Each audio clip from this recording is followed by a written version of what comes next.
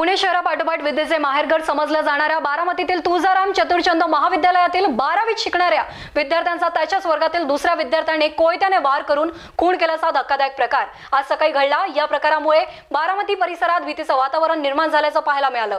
पुण्यासह बारामतीतही कोयता गँगच्या अनेक घटना घडल्या असून अनेकांना जीव गमवावा लागला होता। त्यातच बारामतीसारख्या शांतताप्रिय शहरात अशा घटना घडत असल्याने नागरिकांमधून चिंता व्यक्त केली जात आहे। याबाबत या घटनेतील अल्पवयीन तरुणाला पोलिसांनी ताब्यात घेतलं असून अधिक तपास अपर पोलीस अधीक्षक गणेश बिरादर यांच्या मार्गदर्शनात सुरू आहे। साधारणतः 11:30 वाजता या प्रांगणामध्ये 12वीचे तिघेही वर्गमित्र आहेत आणि 2 अल्पवयीन विधी संघर्षग्रस्त बालकांनी मिळून तिसऱ्या अल्पवयीन एका 12वीमध्ये शिकत असलेल्या विद्यार्थ्याचा त्याने शस्त्राचा वापर करून या ठिकाणी त्याच्यावर हल्ला केलेला आहे। त्याच्यामध्ये दुर्दैवाने त्याचा मृत्यू झालेला आहे। याच्यामधील एक विधी संघर्षग्रस्त बालक जो आहे तो ताब्यात घेतलेला आहे आणि दुसऱ्याचा शोध सुरू आहे। याचं कारण की महिनाभरापूर्वी गाडीवरून कट मारण्याचं यांचं कारण आहे।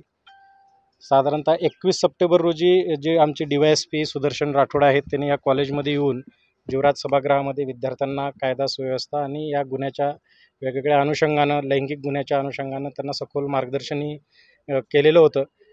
कॉलेजमध्ये सुद्धा सिक्युरिटी व्यवस्था आहे, CCTV आहे। असं असतानाही त्याने ते दप्तरामध्ये शस्त्र लपवून आणून त्याने ते हल्ला चढवलेला आहे आणि त्याच्यामध्ये ही दुर्दैवी घटना घडलेली आहे। त्याच्यातील एक जो बालक आहे ते ताब्यात आहे, दुसऱ्याचा आम्ही शोध घेतो। सगळेच आरोपी जीवेने आलेत का? सगळे दोन आरोपी म्हणता येणार आणि 2 विधी संघर्षग्रस्त बालक आहेत आणि ते अल्पवयीन आहेत। ते सर यातील एक आरोपी ज्यानं वार केला तो कंटिन्यू नशा करत असल्याची माहिती त्या ठिकाणी आरोपी म्हणता येत नाही याला।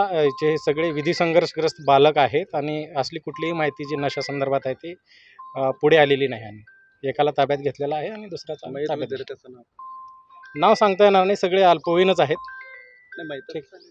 अल्पवयीन आहेत त्याच्यामुळे आपण नाव